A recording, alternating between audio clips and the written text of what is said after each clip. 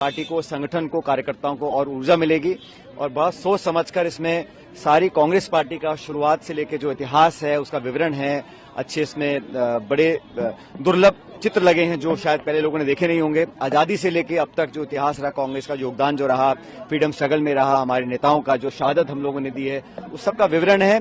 और पुरानी यादों के साथ साथ जो वर्तमान में कांग्रेस पार्टी का उद्देश्य है, जैसे राहुल जी ने कहा, उन ताकतों से लड़ने का, जो देश समाज को बांटने का काम करते हैं, उस सब का एक समावेश इस बिल्डिंग के अंदर है। और मुझे लगता है बहुत सोच समझकर इसका लगभग 1.5 दशक तक इसका निर्माण हुआ है और अंत में जाके आज इसका हम लोगों ने उद्घाटन किया है सोनिया जी ने। तो बड़ा खुशी का अवसर है और मैं तमाम कांग्रेस कार्यकर्ताओं को और देशवासियों को बहुत शुभकामना देना चाहता हूँ। राहुल गांधी ने क्लियर एक लाइन में कह दिया पहले ही दिन कि मोहन भागवत जी अगर किसी और देश को होते तो गिरफ्तार कर लिए जाते। सवाल ये है कि इस देश में जिन लाखों लाख लोगों ने शहादत देकर अंग्रेजों को खदेड़ा था, अहिंसा के मार्ग पे चलते हुए महात्मा गांधी ने, कांग्रेस पार्टी ने, सब लोगों ने मिलकर इस देश को आजादी दिलाई थी।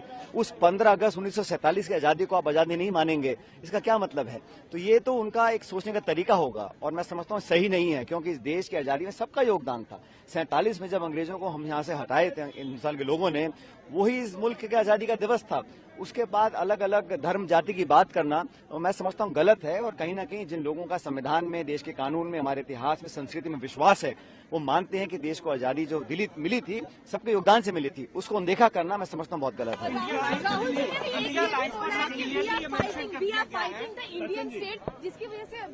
देखिए, आप सब जानते हैं संवैधानिक संस्थाओं को नीतिगत तरीके से जो कमजोर करने का काम केंद्र सरकार कर रही है, जो विश्वसनीयता होनी चाहिए निर्वाचन आयोग की, संस्थानों की, उसमें कमी आ रही है। तो हम चाहते हैं कि पारदर्शिता हो और जवाबदेही तय हो। अगर हम लोग को सवाल पूछते हैं सदन के अंदर, सदन के बाहर, उसके जवाब मिलने चाहिए। तो जो संस्थाएं हैं उनको निष्पक्ष, ट्रांसपेरेंट और क्रेडिबल होना पड़ेगा और हम लोग अपना संघर्ष जारी रखेंगे सड़कों पे, सदन के अंदर।